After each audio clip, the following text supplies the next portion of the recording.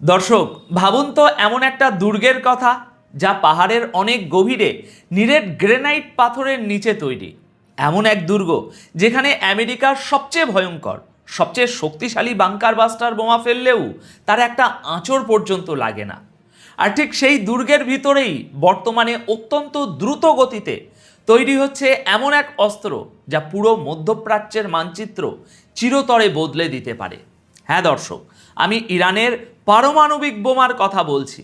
America এই খবর জানে, ইসরায়েল এই খবর জানে, কিন্তু তারা এতটাই অসহায় যে আকাশ থেকে কিছুই করতে পারছে না।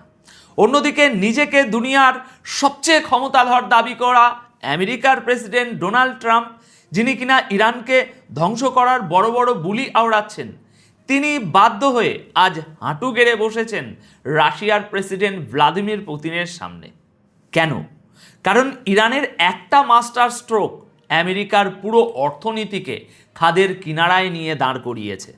আজকের প্রথম বড় ব্রেকিং, ইরানের মাটির নিচে থাকা সেই গোপন পরমাণু দুর্গের খবর ফাঁস, যা ধ্বংস করতে হলে আমেরিকাকে সরাসরি তাদের সৈন্য পাঠাতে হবে ইরানের মাটিতে। এবং ইরান বর্তমানে খুব দ্রুত পরমাণু বোমা বানাচ্ছে ওই দুর্গের ভিতরে। দ্বিতীয় খবর, ডোনাল্ড ট্রাম্পের চরম ভণ্ডামি। একদিকে ইরানকে শেষ করার হুমকি, অন্যদিকে তেলের জন্য পুতিনের উপর থেকে নিষেধাজ্ঞা তুলে নেওয়ার করুণ আত্মসমর্পণ। তৃতীয় ব্রেকিং, ইসরায়েলের আয়রন ডোমের বেলুন ফুটো। ইরানের সরাসরি ব্যালিস্টিক মিসাইল হামলায় উত্তর ইসরায়েলে ব্যাপক ধ্বংসযজ্ঞ, আহত 58 জন। এবং চতুর্থ খবর, সৌদি আরবে আকাশ জুড়ে ড্রোন বৃষ্টি এবং ইরানের সর্বাত্মক যুদ্ধের সেই চূড়ান্ত হুমকি, যা পুরো বিশ্বের তেলের বাজারকে জিম্মি করে ফেলেছে। আজ 13ই মার্চ শুক্রবার সন্ধ্যা 6টায় এই খবর পড়ছি। চলুন প্রত্যেকটি খবরের গভীরে যাওয়া যাক। দর্শক, একটু গভীরভাবে চিন্তা করুন, পশ্চিমা বিশ্ব সবসময় আমাদের কি বোঝাতে চেয়েছে? তাদের টেকনোলজি সবচেয়ে সেরা, তাদের স্যাটেলাইট দিয়ে তারা দুনিয়ার যে কোনো প্রান্তে সুই পড়লেও দেখতে পায়, তাদের বোমার ক্ষমতা অসীম। কিন্তু আজ 13ই মার্চ 2026-এর যে রিপোর্টটি নিউ ইয়র্ক পোস্ট ফাঁস করেছে, তা ওয়াশিংটন থেকে শুরু করে তেল আবিব পর্যন্ত সকলের ঘুম হারাম করে দিয়েছে। দেখুন, ইরানের ইউরেনিয়ামের সবচেয়ে বড় এবং সবচেয়ে স্পর্শকাতর মজুদ এখন এমন এক জায়গায় লুকানো, যাকে বলা হচ্ছে পিকক্স মাউন্টেন। এটি সাধারণ কোনো মাটির নিচের বাংকার নয়, এটি নিরেট গ্রেনাইট পাথরের পাহাড়ের পেটের ভিতরে তৈরি করা একটা দুর্ভেদ্য স্ট্রাকচার। এবং এখানেই বর্তমানে ইরান খুব দ্রুত গতিতে পরমাণু বোমা বানানোর কাজ চালিয়ে যাচ্ছে। আমেরিকান ইন্টেলিজেন্স আজ স্বীকার করতে বাধ্য হয়েছে যে তাদের কাছে থাকা সবচেয়ে ভারী, সবচেয়ে অত্যাধুনিক বাংকার বাস্টার বোমাগুলোও এই পাহাড়ের গায়ে একটা আঁচড় কাটতে পারবে না। বোমাগুলো ওই গ্রেনাইট পাথরের স্তরে আছড়ে পড়ে স্রেফ ফিউজ হয়ে যাবে। এখন প্রশ্ন হলো, তাহলে উপায় কি? বিশেষজ্ঞদের মতে আকাশপথে হামলা করে ইরানের এই পরমাণু কর্মসূচি থামানো অসম্ভব। একমাত্র উপায় হলো গ্রাউন্ড অপারেশন, অর্থাৎ আমেরিকান মেরিন বা স্পেশাল ফোর্সের সেনাদের সরাসরি ওই পাহাড়ের সুড়ঙ্গে নামতে হবে। সিরিয়াসলি বলুন তো, পেন্টাগন কি এই আত্মঘাতী সিদ্ধান্ত নিতে পারবে? ভিয়েতনাম বা আফগানিস্তানে তারা যে লাশগুলো গুনেছে, তার চেয়েও ভয়াবহ হবে ইরানের মাটিতে পা রাখা। ওই সুড়ঙ্গে ঢোকার মানে হলো আমেরিকান সেনাদের জন্য নিশ্চিত মৃত্যুর ফাঁদে পা দেওয়া। আর এটাই হলো আসল খেলা। ইরান প্রকৃতিকে ব্যবহার করে এমন এক নিউক্লিয়ার শিল্ড তৈরি করেছে, যা ভেদ করার বুকের পাটা এই মুহূর্তে পেন্টাগনের নেই। ইরানের সুপ্রিম লিডারের ফতোয়া বা সিদ্ধান্ত যাই হোক না কেন, এই মুহূর্তে আত্মরক্ষার জন্য ইরান যদি পারমাণবিক টেস্ট করেই ফেলে, তবে অবাক হওয়ার কিছু থাকবে না। কারণ একবার টেস্ট হয়ে গেলে ভবিষ্যতের জন্য ইরানের উপরে হামলার চিন্তাও পশ্চিমা বিশ্বকে মাথা থেকে ঝেড়ে ফেলতে হবে। আমেরিকা তো মাটির নিচে নামতে ভয় পাচ্ছে, কিন্তু ট্রাম্প নিজের গতি বাঁচাতে এমন এক কাজ করে বসলেন যা শুনলে আপনি চমকে যাবেন। পুতিনের পায়ে পড়লেন ট্রাম্প। আসুন দেখি। দর্শক, আমরা সবসময় বলি যে সুপার পাওয়াররা কোনো নীতি বা আদর্শ দিয়ে চলে না, তারা চলে স্বার্থ দিয়ে। ডোনাল্ড ট্রাম্প নিজেকে আমেরিকার 47তম প্রেসিডেন্ট হিসাবে ঘোষণা করে বুক ফুলিয়ে বলেছিলেন যে তিনি ইরানের 47 বছরের শাসন চিরতরে শেষ করে দেবেন। কিন্তু পর্দার পেছনের জিওপলিটিক্যাল রিয়ালিটি সম্পূর্ণ ভিন্ন। ইরান যখন দেখল আমেরিকা এবং ইসরায়েল সরাসরি সংঘাতে জড়াচ্ছে, তখন তারা এমন এক জায়গায় আঘাত করল যেখানে আমেরিকার সবচেয়ে বেশি লাগে, অর্থনীতি।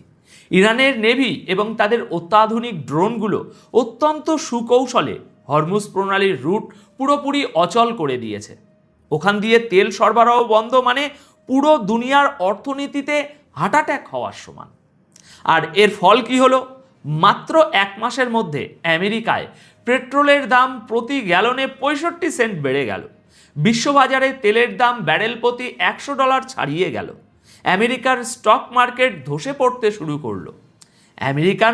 আমেরিকার অভ্যন্তরীণ রাজনীতিতে তেলের দাম বাড়া মানে প্রেসিডেন্টের গদি নড়বড়ে হয়ে যাওয়া।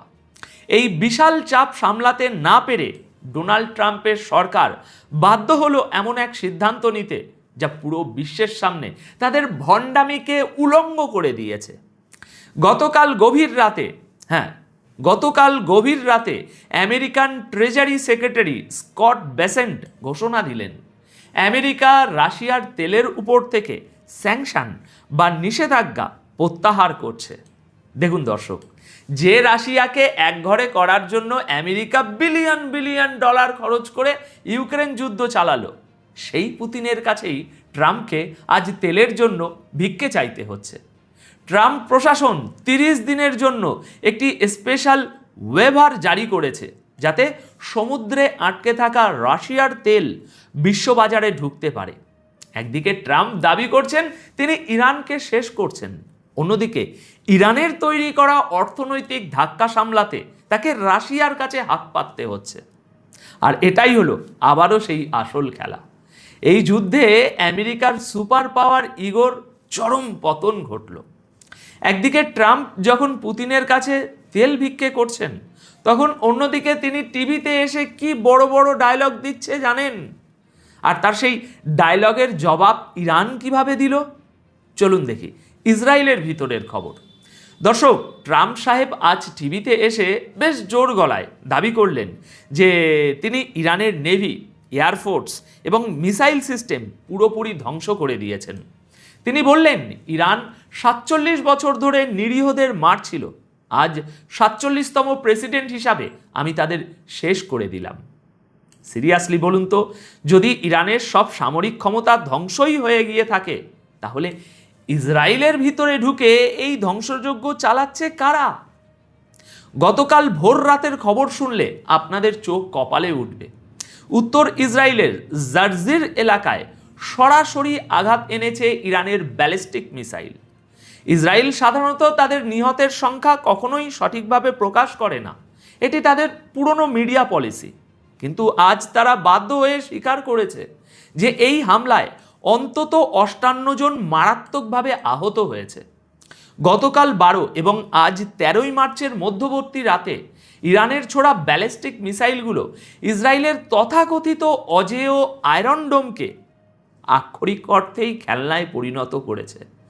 জার্জির এলাকার আবাসিক ভবন এবং গাড়িগুলোর যে ধ্বংসচিত্র সামনে এসেছে তা প্রমাণ করে যে এই মিসাইলগুলো কোনো সাধারণ রকেট নয়।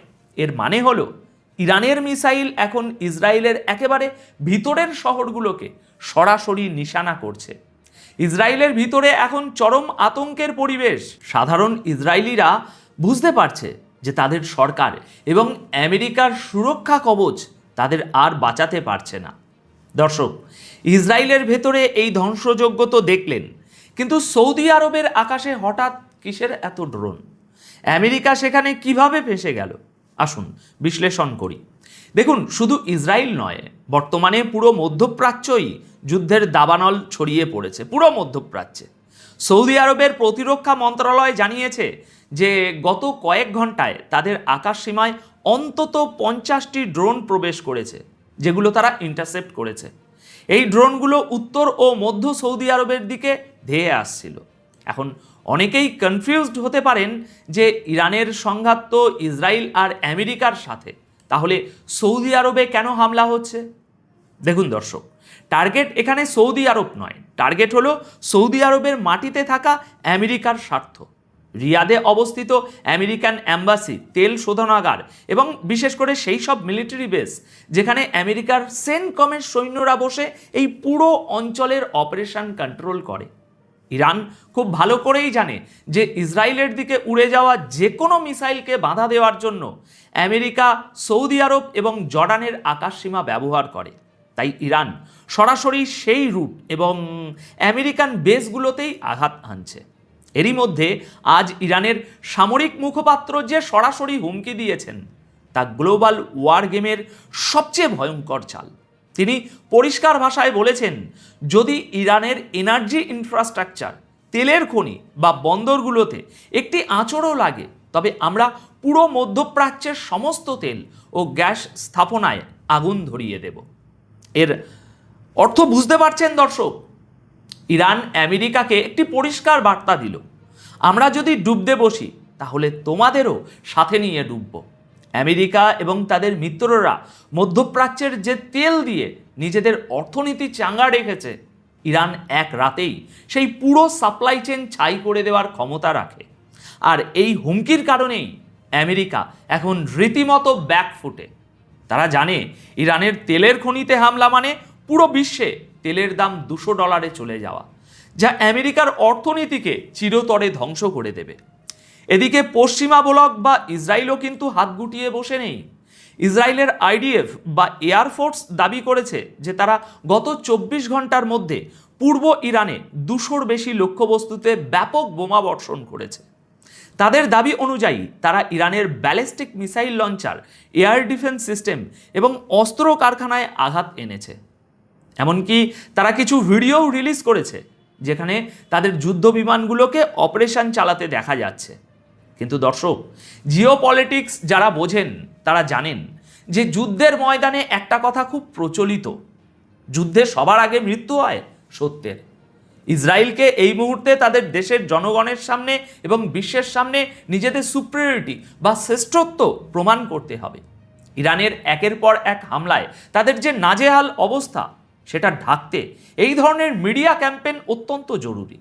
আমি বলছি না যে তারা হামলা করেনি, কিন্তু তারা যতটা দাবি করছে, ডোনাল্ড ট্রাম্প যতটা দাবি করছেন যে সব ধ্বংস করে দিয়েছি, বাস্তব চিত্রটা তার চেয়ে বহু ক্রোশ দূরে। যদি সত্যি ইরানের সব মিসাইল লঞ্চার ধ্বংস হয়ে যেত তাহলে প্রতিদিন তেল আবিবে সাইরেন বাজতো না, আর আমেরিকান বেসগুলোতে ড্রোন বৃষ্টি হতো না। দর্শক, পুরো দৃশ্যপটটি যদি আমরা একটা সুতোয় গাঁথি তাহলে কি দাঁড়াচ্ছে? একদিকে ইরানের এমন এক মাটির তলার পারমাণবিক দুর্গ যাকে ছোঁয়ার ক্ষমতা আমেরিকার নেই। অন্যদিকে ইরানের অবরোধের কারণে আমেরিকার অর্থনীতিতে এমন ধস যে ট্রাম্পকে বাধ্য হয়ে তার সবচেয়ে বড় প্রতিপক্ষ পুতিনের কাছে তেলের জন্য মাথা নত করতে হচ্ছে। আর মাঝখানে ইসরায়েলের ভিতরে এবং মধ্যপ্রাচ্যে থাকা মার্কিন ঘাঁটিগুলোতে প্রতিনিয়ত আঘাত আনছে ইরানের ব্যালিস্টিক মিসাইল ও ড্রোন। পশ্চিমা মিডিয়া যতই বলুক তারা বিজয়ী হচ্ছে, মাঠের বাস্তব চিত্র প্রমাণ করছে যে আমেরিকান হেজিমনি বা একাচ্ছত্র আধিপত্য আজ চরম হুমকির মুখে।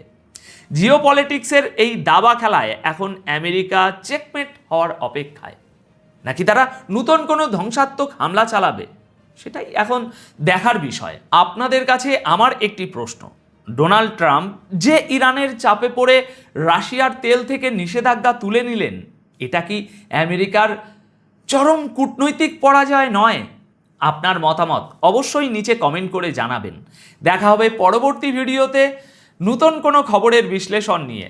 ভালো থাকবেন, সচেতন থাকবেন। ধন্যবাদ আপনাদের সকলকে।